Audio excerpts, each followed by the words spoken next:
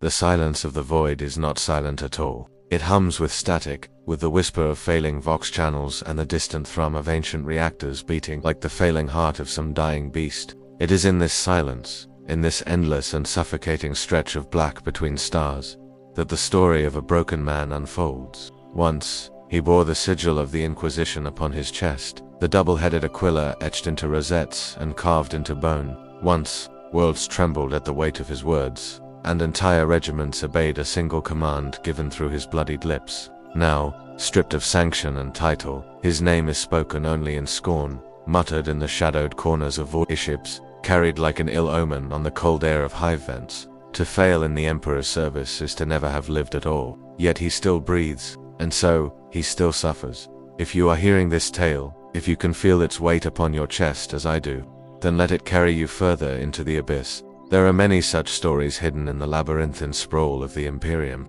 but few are darker than that of an Inquisitor cast down. If you find yourself drawn into the shadows, if the scent of rusted promethium and sanctified blood lingers with you long after the telling, then join us here. Subscribe, lend your voice to the choir of the lost and the damned, and share this chronicle so that others may know the fate that waits in the dark corners of the Imperium. The corridors of the void ship stank of rust and old incense, a fusion of sanctity and rot that clung to every breath like the aftertaste of ashes. The lumen strips sputtered weakly above, casting jaundiced light over riveted bulkheads that sweated with condensation, as though the vessel itself exhaled a fevered breath into its lungs. In these forgotten decks, far below the shrines and command sanctums where the captain and his chosen dwelled, a man walked in silence, his head lowered, his features hooded against the gaze of those who might recognize him. His name once commanded respect, his presence once sealed the fate of billions, yet now he was a ghost that no one dared address, a shadow that haunted places where the light dared not stretch. He was Inquisitor no longer, he was only failure made flesh. There was a time when the rosette burned bright upon his chest, forged from adamantine, engraved with the aquila that no mortal dared look upon without reverence. Entire planetary governors trembled when he presented it, their voices cracking with rehearsed oaths as they swore to obey him or die in defiance. That symbol had opened every door, granted him authority over every general, every cardinal, every servitor and slave within the Imperium's endless sprawl. Now the rosette was gone, stripped from him by tribunal, taken in silence by those he had once called brothers and rivals in equal measure. They had said he was unfit, that he had faltered, that he had failed in ways too grievous to forgive. He could still hear the echo of the chamber's vox grills as the sentence was pronounced: excommunicate, cast down, severed from the Emperor's grace. And yet, still alive, that was life that was the cruelest of punishments. Death would have been a mercy, a pyre upon which his name could have burned away into a final absolution. Instead, he was condemned to linger, marked by disgrace more indelible than any brand. He felt it in the way others stared at him, or rather, in the way they refused to. On the ship's lower decks, where the voidfarers labored and prayed in equal measure, he passed unnoticed, and yet every eye seemed to slide away from him with unease, as if their instincts recoiled before they consciously recognized what he was. They knew he was something broken, something dangerous. The Emperor protects, they whispered in their hearts, but not him. He carried his failure like a weight chained to his ribs. The memories of his last assignment still clawed at him, though he tried to bury them beneath silence. A cult, festering in the darkened depths of a hive world, he had thought he had them cornered, thought his agents and his acolytes could root them out before their corruption spread. But corruption spreads faster than fire, faster than plague. His judgment had been flawed, his faith not sharp enough. When the purging came, it was too late. The taint had spread into the administratum, into the manufacturer, into the very air supply of the Habla. Entire districts had burned in the cleansing flame, but it had not been enough. He had been too slow, too blind, and the Inquisition does not forgive blindness. His acolytes were gone. Some burned alive in the fires he himself had ordered lit, others executed beside him when the tribunal had dragged them in chains. He had been left to watch as their names were erased from the record, their corpses discarded without right. And through it all he had felt not anger, not defiance, but a cold hollowness that gnawed at him from within.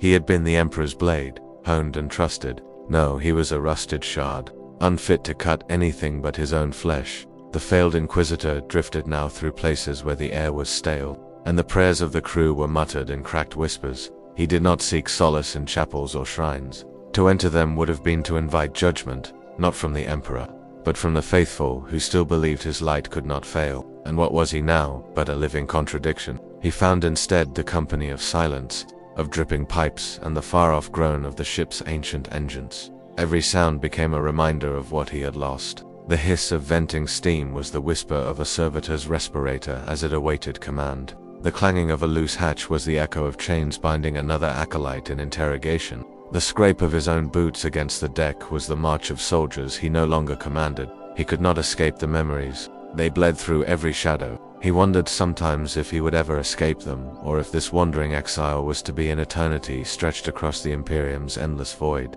But exile within the Imperium is never simple. To fall from grace is to become prey, and though his name had been erased from the Inquisition's rosters, he knew well that such erasure was never complete. Others would remember, rivals would smile in satisfaction at his disgrace. Enemies, both human and inhuman, would scent weakness. Even the lowliest deckhand who brushed past him in these forgotten halls might be an informant, whispering his presence into the vox for a handful of thrones. He trusted no one. He spoke to no one. Trust and speech were luxuries he could no longer afford. And yet, despite the cloak of anonymity he sought to draw around himself, he could not escape the mark that clung to him. It was not visible, not branded into his flesh or stitched into his robes, but it was there all the same, the mark of failure. The aura of someone who had touched power and lost it, who had lived with absolute authority and now lived without any. It oozed from him like the stink of rust and incense, and those who drew too near recoiled, though they did not know why.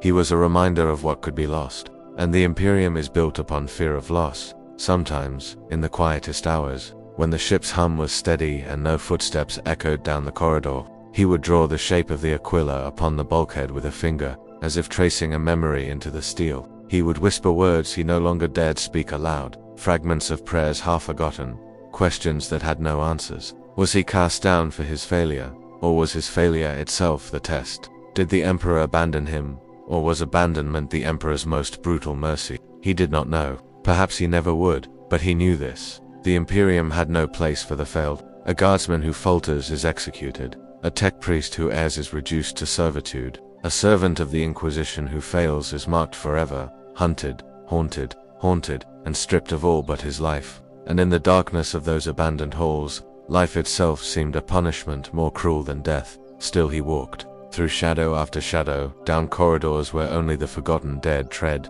He did not yet know where he was going. He did not yet know what awaited him. But he knew that the void does not forget, and that failure in the Emperor's service does not end with disgrace. It begins with it, and so the hunger began. The first pangs of hunger came softly, like the dull ache of a bruise pressed too often, an irritation more than a wound. At first he ignored them, accustomed as he was to long missions where supply lines fractured and rations were as thin as the air of an underhive spire. But this hunger was different. It was not the measured denial of a soldier awaiting relief, nor the ritual fast of a penitent priest. It was the creeping corrosion of the body from within, an emptiness that stretched out from the gut and gnawed into his bones, whispering of weakness, whispering of failure once more. His robes had grown ragged, stripped of any heraldry long ago. The fabric clung damply to his skin, stained with oil and the grime of hablock alleys. He scavenged what he could in the lower decks of the void ship, rooting through refuse like a wretch. He had once ordered executions for such acts, had condemned entire swaths of a city for the sin of consuming tainted ration bars or drinking from the runoff of men. Now he pressed his lips to cracked pipes, tasting rust and the bitter tang of recycled promethium vapors, gulping it down because thirst is more brutal than dignity. The crew avoided him, and yet they always seemed to know where he was. They felt the hollow air around him, as if the absence of the Emperor's grace clung to his every step. He saw the fear in their eyes when he passed, but also something darker, the recognition of what they might become, should fortune turn cruelly against them. He was no longer an Inquisitor, no longer even a man of rank. He was hunger given flesh, a specter of ruin haunting them with a reminder that no one, no matter their station, was safe from collapse. Nights, if such things could be counted in the endless turning of void ship, time were the hardest. He curled into corners where lumen strips had long since sputtered into darkness, wrapping himself in the stink of discarded tarp. His body shivered though the air was thick and damp. Hunger sharpened into delirium in those hours. He saw faces he knew were dead, acolytes he had once trusted, their features rotted, yet their eyes bright with accusation. He heard the chants of cultists he had failed to burn in time, their voices slithering through the steel like vermin. He whispered answers to them, bargaining with ghosts, until exhaustion dragged him into dreams that were little more than fever-slicked visions. When he woke, the hunger was always worse. His ribs began to show through his skin, sharp and pale as the teeth of some predatory beast. His steps faltered more with each passing corridor. He scavenged scraps where he could have it and ration packs pried from trash piles, mold-speckled nutrient paste scraped from forgotten containers. Once, he found the desiccated remains of a rat thing, its flesh brittle but still clinging faintly to the bone. He cooked nothing, for there was nothing to cook with. He tore with his teeth, swallowed, gagged, swallowed again, and forced himself not to think of the life he had once known when banquets laid themselves before him at the demand of his rosette. Now he ate carrion and called it survival. But hunger is not just the absence of food. It is the reshaping of thought, the warping of reason. It is the whisper that comes in the absence of all else. The failed Inquisitor found himself measuring every glance of those around him in terms of consumption. The glint of an unguarded ration bar tucked into a worker's pouch, the greasy smell of meat clutched in the hands of a servant. He hated himself for it, for the feral pulse that clawed at him, for the heat that rose in his throat when he thought, I could take it, I could kill them and eat it before anyone knew, and yet he did not. Some fragment of discipline still clung to him, rusted but not broken, the iron training of decades within the Inquisition's merciless holes. Hunger mocked it, gnawed at it, tested it, and though he refused, he could feel the margin of refusal shrinking. Each day that passed in that void-born exile eroded something else within him, until he wondered how much longer the line would hold. It was then, in the ragged haze of his deprivation, that visions began to come. They were not dreams, though he often woke with them still burning in his skull like after images seared by too bright lumen. He saw the Astronomicon blazing across the void, not as a beacon but as a wound, its light not golden but bleeding. He saw the Emperor's face, or the idea of his face, gazing down not with the stern mercy of a father, but with the unflinching judgment of an executioner. Sometimes the visions whispered words he could not understand, syllables so vast they cracked the edges of his mind. Other times they showed him nothing but silence, the vast and endless silence of a universe that had no place for him. Were these visions hallucinations of hunger, or revelations born of suffering? He did not know. The line between delusion and prophecy was always thin in the Imperium, blurred by desperation and faith. He remembered once interrogating a heretic who had starved himself into visions of demon cut. He had condemned the man for it, executed him for dangerous folly. Now he wondered if he was walking that same path, if his hunger was not merely gnawing at his body but at the fragile veil of his soul. His hands trembled often now. His speech had become hoarse. When he spoke at all, the crew who glimpsed him whispered prayers after he passed, drawing Aquilus in the air as if warding off a curse. He felt himself slipping further each day, his body growing more frail, his mind more fragile. Yet still, some cruel mercy kept him alive. Hunger does not kill swiftly. It drags, it lingers. It forces a man to reckon with every moment of decline.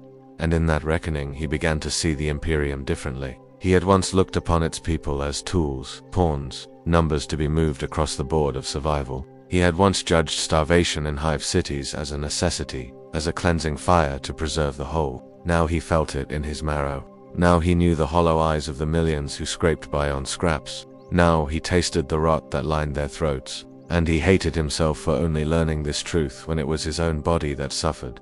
Days bled together into weeks. Though time was meaningless in the ship's belly, he learned to measure existence by the rhythm of hunger, the sharp pangs of waking, the slow burn of midday, the delirium of night. He became thin as parchment, his bones jutting like the spires of hive cathedrals. His breath grew shallow, and yet, still he lived. Still he staggered from shadow to shadow, clinging to survival like a man already condemned, refusing death though it was the only release he desired. There was a cruelty to it, a design so deliberate it could only feel like punishment. And in his delirium, he wondered, was the Emperor keeping him alive, withholding death so that suffering itself might be his penance? Or had even the Emperor's gaze abandoned him, leaving him to linger only because death itself had forgotten his name? One night, if night it could be called, he collapsed. His body finally betrayed him, his limbs quivering as he sank to the cold deck. He felt his ribs grind against the steel. His vision blurred into a wash of shadow and pale light. Hunger had won. The universe shrank to the single drum of his heartbeat, slower, slower,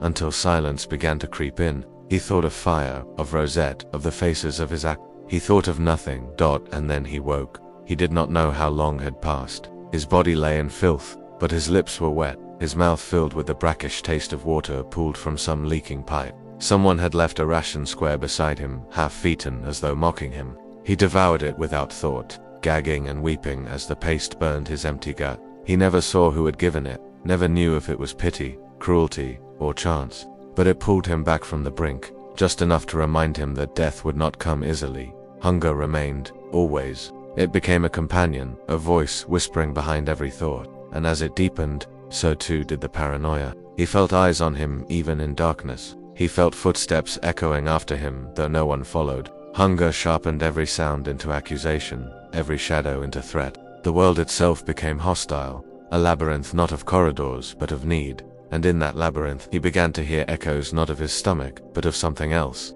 The hunt had begun, though he did not yet understand it. Hunger had stripped him bare, but it had also prepared him for what came next. The shadows whispered his name again. The shadows grew teeth.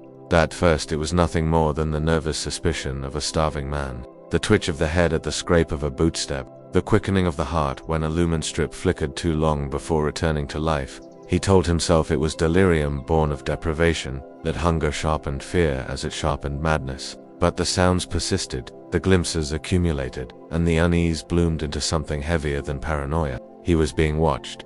The failed Inquisitor moved through the ship's lower decks like a ghost, drifting from maintenance tunnels into refuse warrens, from vent shafts into machine caverns where servitors whispered binary prayers to engines that had not been tended in generations. Yet always he felt the weight of eyes pressing into his back. He caught them in moments, red sparks gleaming from a distant bulkhead before vanishing, the shiver of a cloak disappearing into an access chute. Once, he smelled it, the tang of oil and ozone, sharp as the sting of skittery augmetics. The Ordos had not forgotten. They never forgot. To fail in the Inquisition was not to be discarded but to be erased. An erasure is never clean. They hunted him now, perhaps not openly, perhaps not with fleets or regiments, but with quiet persistence. The hunt was patient. The hunt was inevitable. His training clawed its way back through the haze of starvation. He began to test the paths he took, doubling back suddenly, pausing in darkness to see who would reveal themselves, laying small traps with scraps of wire or broken glass to mark if a passage had been disturbed.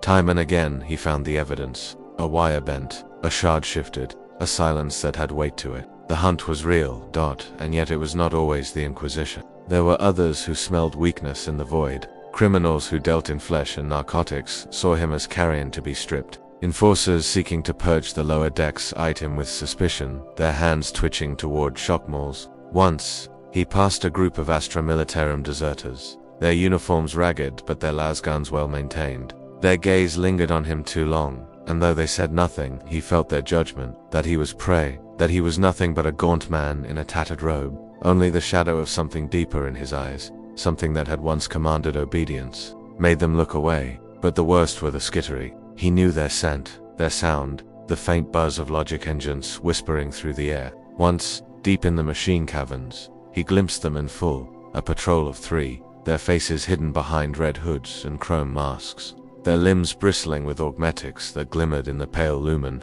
Their weapons were ready, their movements precise, and though they did not turn toward him, he felt the weight of their attention. The Adeptus Mechanicus had no love for failed men. They recorded every anomaly, catalogued every aberration. If the Inquisition had whispered his disgrace into their deepest dreams, then the skittery were no longer mere guardians of the machine. They were hunters too.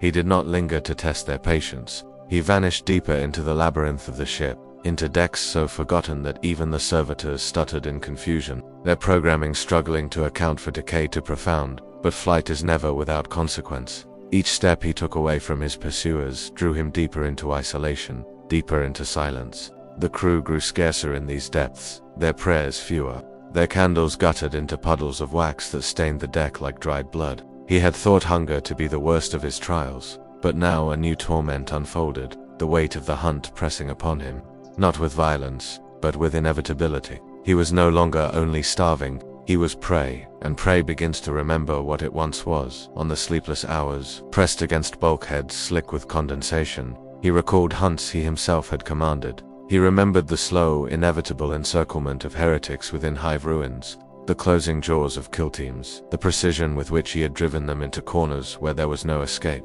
He remembered their eyes, wide with terror, their bodies trembling as they realized that the Inquisition does not forgive, does not relent. He remembered the moment their will broke, the final screams, the silence that followed. Now he understood those eyes. Now he felt that silence looming over him. The hunter had become the hunted, and every echo of his past judgments now turned back upon him with merciless irony. Still, he clung to life. He drew upon every fragment of his old training, every instinct honed in decades of war. He mapped the ship in his mind, not as the crew knew it, but as the forgotten know it. Shafts where the air grew warm from plasma conduits, hollows where sound did not carry, ducts that twisted so sharply even the smallest servitors could not turn within. He learned to breathe in rhythm with the engines, to move only when their thrum masked his footsteps. He became part of the ship's rot, another shadow among rust and dripping pipes. Yet always, the hunt pressed closer. Once, he awoke to find a scrap of parchment pinned to the bulkhead beside his head. It was nothing more than a fragment torn from a litany scroll, the ink smeared. But upon it someone had scrawled a single word in blood. Found he tore it away and burned it in a flicker of lumen light. But the word etched itself deeper than flame could erase. Found. Sleep became a torment. He could no longer close his eyes without feeling the weight of unseen eyes upon him. Every dream became a snare, every breath a betrayal. Hunger had stripped him, but now the hunt hollowed him further, carving away not just flesh but the fragile remains of certainty. He no longer knew who hunted him, or why. Was it the Inquisition, tying loose ends? Was it Mechanicus, enforcers seeking anomalies? Was it only the shadows of his own past, circling closer with every heartbeat? He did not know. He only knew that they were coming. The turning point came in silence. He had taken refuge in a forgotten shrine, its icons corroded, its candles long extinguished. The air was heavy with the dust of centuries. He pressed himself into the corner, shivering, clutching the rusted haft of a broken tool as though it were a weapon. Hours passed. He told himself he was alone, and then the silence shifted. A breath, soft as ash, a scrape of metal upon stone. He lifted his head, heart hammering, eyes burning in the gloom. A figure stood in the doorway, cloaked, faceless in shadow. For a heartbeat, neither moved. Then the figure raised its hand, and he saw the glint of steel. The cold glimmer of something meant for killing.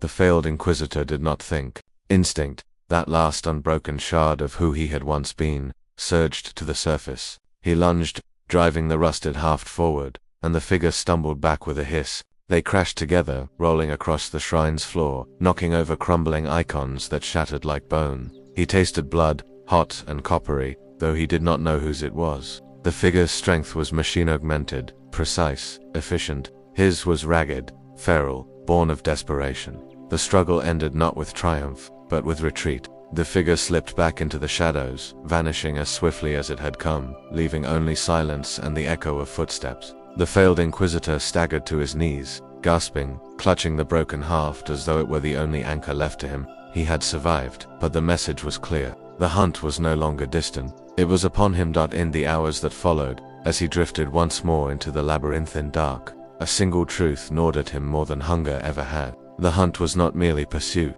it was judgment. And though he did not know whose hand guided it, he knew the outcome would be the same as all the hunts he had once commanded. The prey would be cornered. The prey would be broken. Unless something within him remained. Unless some fragment of the old fire still lingered beneath the ruin. Unless he could find a way not to flee, but to turn, to face, to hunt the hunter's dot. And in that fragile ember of thought, a new shadow stirred within him, not of despair, but of something darker, sharper. Hunger had stripped him bare. The hunt had hollowed him. Now only one question remained. What would he become, when nothing was left to lose? The ship's engines groaned. The shadows shifted. And in the dark, rumors began to whisper. There comes a point, when hunger and pursuit have stripped a man to his marrow, where silence itself grows louder than any voice. In those silences, when the ship's engines lulled into a steady drone and his heartbeat became the only rhythm left, he began to hear it. Not the echo of footsteps, not the scrape of weapons, but the faint murmur of words. They came not from within his mind, though hunger made hallucination a tempting explanation, but from without, from the very steel and shadow of the void ship, as though the hull itself whispered.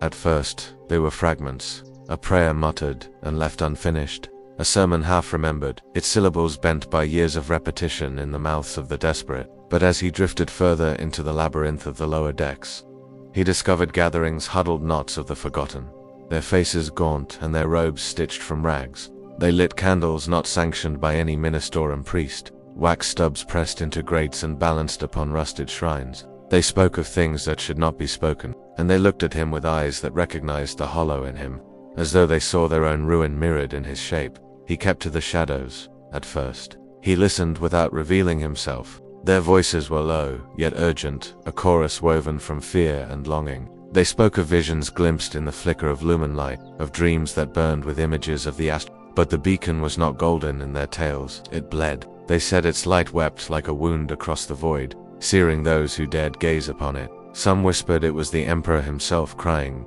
his will breaking beneath the endless weight of his throne. Others hissed that the blood was not his sorrow, but his wrath, spilling out to scour the unfaithful. He had interrogated heretics who spoke such words once. He had condemned entire cults for whispering even a fraction of this blasphemy. And yet, now, crouched in the dark, he found himself unable to turn away. Hunger had already broken the walls of his certainty, and now these rumors seeped into the cracks, filling the hollows where faith once lived. Were they madness? Perhaps. But was not madness itself a form of revelation, when seen from the right angle? One night, if nights could be counted, he allowed himself to be seen. A gathering of ragged faithful had assembled in a ruined manufacturing chamber, its great machines long since silenced, its floor slick with condensation. A preacher stood before them, gaunt as bone, his eyes feeble, his voice rasped like iron dragged across stone, yet the words carried with a power that seized the starving like a hook. The throne is not still, the preacher cried, his arms spread wide. The throne is not silent. He bleeds for us, he burns for us, and in that fire we are remade. Do you not see? The Astronomicon is his cry, his wound, his mercy. The crowd murmured, swayed, some falling to their knees. The failed Inquisitor stood at the back, cloaked in shadow. For the first time since his tribunal, he felt eyes not recoil from him, but draw toward him as though they sensed the weight he carried, as though they mistook it for sanctity. When the sermon ended, the preacher approached him. His breath stank of hunger, his robes stank of mildew, but his gaze was unshakable. You have walked in silence, the preacher said softly, but silence is not absence. You have seen him, have you not? In the hunger, in the shadows, you have heard his whisper. The failed Inquisitor said nothing. He could not deny, he could not affirm. He only stared into the man's fever-bright eyes and felt the chill of recognition. The preacher smiled, toothless and terrible. Then you know, you have been chosen for this exile, as we have. You have been burned clean, and soon you will see what lies beyond the throne's wound. He left the gathering that night with the words seared into him, though he told himself they were madness. Yet they returned, again and again, echoing through the corridors, pressing into his thoughts. Chosen, burned, clean. Beyond the wound, other rumors found him as well. A voxcaster, broken and half-functional, sputtered fragments of transmission, garbled prayers, distorted screams, coordinates whispered in static. The crew spoke of hearing voices from the machine spirits, promising absolution in exchange for blood. A dying worker, fevered with infection, clutched his wrist and rasped that he had seen the Emperor walking in the decks below, his eyes blazing suns, his hands dripping fire. Were they delusions? Almost certainly. Yet he had seen delusions become truth before. He had seen belief alone topple cities, summon demons, crack the veil between worlds. The Imperium was built upon rumor and prayer as much as upon steel and fire. Who was he to say these whispers were false, when everything he had once called truth had already been stripped from him? Still, a war raged within him. The Inquisitor he once had been recoiled at such heresies, demanded their purging, their silence, their annihilation in flame. Yet the broken man he was now lingered in them, tasted them, wondered if they held some fragment of a path not toward damnation, but toward understanding, perhaps even redemption. The visions returned with greater force. He dreamed of the Astronomicon, no longer a beacon, but a great eye-opening in the void. It gazed upon him with neither love nor hate, but with a vast indifference that crushed him beneath its weight. He dreamed of the Golden Throne, not as a seat, but as a tomb, its machinery gnawed with rot, its occupant half-shadow, and always, he awoke with the taste of blood in his mouth.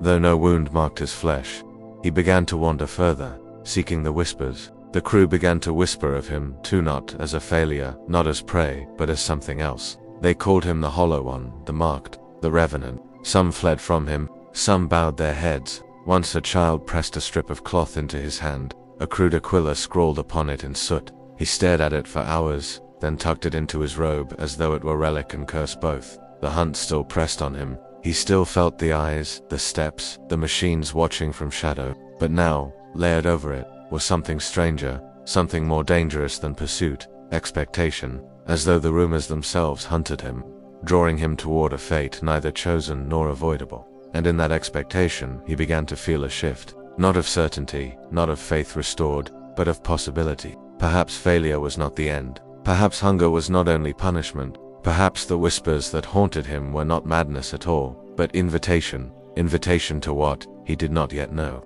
But the rumors grew louder, darker, more insistent. They spoke of wounds in the They spoke of fragments of will lingering beyond the veil. They spoke of redemption through fire and through silence, and he listened, because, in the end, when all else has been stripped away, authority, faith, body, and name what remains to a man but rumor. The failed Inquisitor walked deeper into the dark, the whispers following him like breath, until even the shadows seemed to part before him, and behind those whispers, something vast stirred. The whispers did not cease. They deepened. They coiled around him like chains, soft as breath, heavy as iron. What had begun as fragments of rumor became a constant chorus, rising and falling with the drone of the void ship's engines, threading through the vented steam and the distant clang of servitors at labor. It was as though the very vessel itself carried voices, not of the crew but of something older, something watching, something waiting. The failed Inquisitor no longer sought to silence them. Hunger had stripped away his certainty, the hunt had hollowed his resolve, and the rumors had seeded themselves in the emptiness left behind. Now, they became his companions. He did not know if they were madness or revelation, curse or gift. He only knew they were all that remained. He walked through the derelict decks as if through a cathedral, every groaning pipe a hymn, every drip of condensation a benediction. The shadows felt alive, not only with threat, but with promise. He carried the crude aquila pressed into his hand by a child, its soot-stained fabric now worn thin from his touch. Sometimes he raised it to his lips, pressing the dirt against his skin, not in prayer but in something more desperate, more fragile. Hope. And yet, what was hope to him now? He was no longer Inquisitor. He was no longer even man in the eyes of the Imperium. He was exiled, hollowed, broken. Redemption was a word too vast, too sacred, too unreachable, and yet it haunted him, a shadow clinging to his steps. The rumors grew bolder. He heard them in the sermons of ragged preachers, their voices cracked yet blazing with conviction. They spoke of the Emperor walking unseen among the forgotten, his form cloaked, his fire hidden, testing the faith of the destitute. They spoke of the Astronomicon not as a beacon but as a wound through which his will seeped, touching only those broken enough to feel it. They spoke of fragment echoes of his mind that lingered in the warp, overseeing, judging, whispering through the cracks of reality. Were they true? He did not know. But truth, in the Imperium, was a thing more dangerous than falsehood. Belief shaped reality.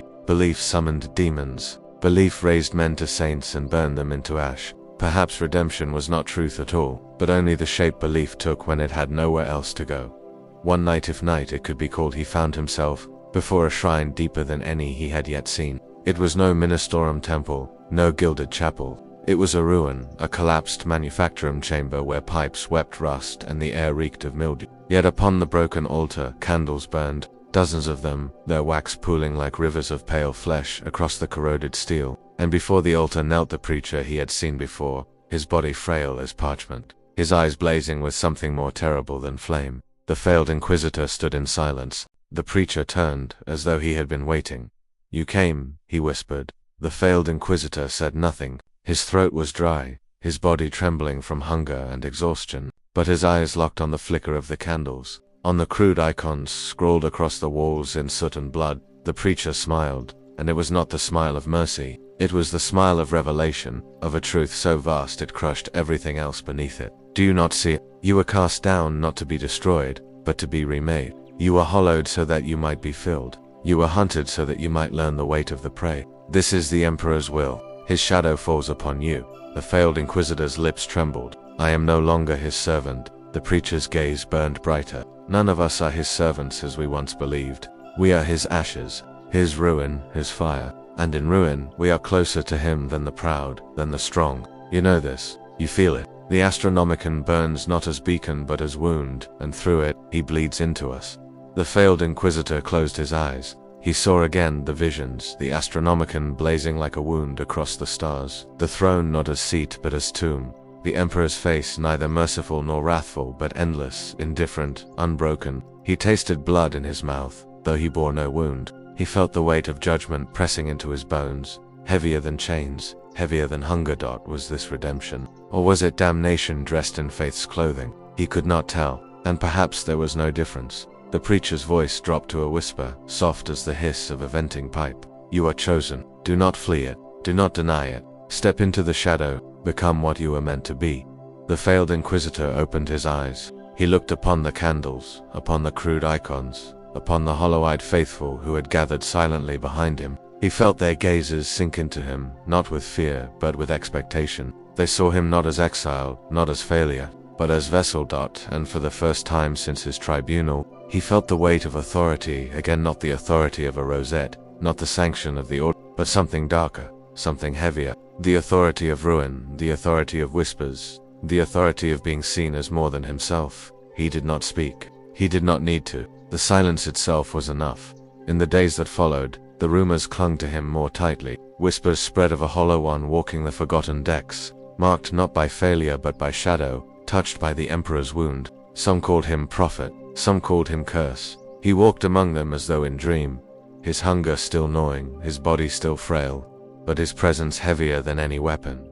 And still, the hunt pressed close. He saw red sparks gleaming in the dark, heard the faint hiss of augmetics. The Inquisition had not forgotten. The Mechanicus had not ceased. Perhaps even the warp itself had taken notice. Yet now he no longer fled as prey. He moved with a stillness, a silence that was not fear but inevitability. If they came, they would not find a broken man. They would find the shadow of something they could not name. He began to wonder, in the hollow of his chest where faith and doubt warred endlessly, was this the shape of redemption? To become vessel of rumor, echo of whispers, shadow of belief? Or was it only damnation, slow and inexorable, dragging him toward madness and death? He could not know. He could only walk the path laid before him, and so he did.